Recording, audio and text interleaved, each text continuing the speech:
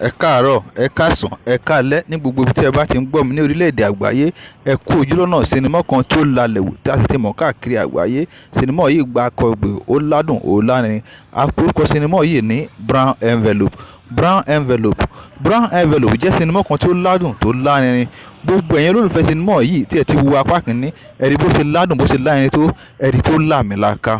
Ẹ má ṣàì gbàgbé láti tẹ subscribe button fún àǹfààní láti máa wo apá kejì sinimá yìí nígbàkigbà tí ó bá jáde. Ó ń bọ̀ lọ́nà dẹ̀dẹ̀. Ẹ má ṣàì gbàgbé láti tẹ aago tó wà lẹ́gbẹ̀ẹ́ subscribe button fún àǹfààní láti jẹ́ ẹni àkọ́kọ́ tó máa wo sinimá wa nígbà tí a bá fi sinimá ránṣẹ́ síwájú. Ẹ ṣé o, orúkọ mi ò yí padà. Èmi ni sin tòótọ́, ọmọ aláyọ̀. Ojú tẹ fi ń wò wá kò ní fọ́, bẹ́ẹ̀ sì ni etí tẹ fi ń gbọ́ wa kò ní di ní àṣẹ Èdùmàrè. Orúkọ mi ò yí padà lẹ́ẹ̀kan sí. Èmi ti yín tòótọ́, ọmọ aláyọ̀. Ó dìgbà.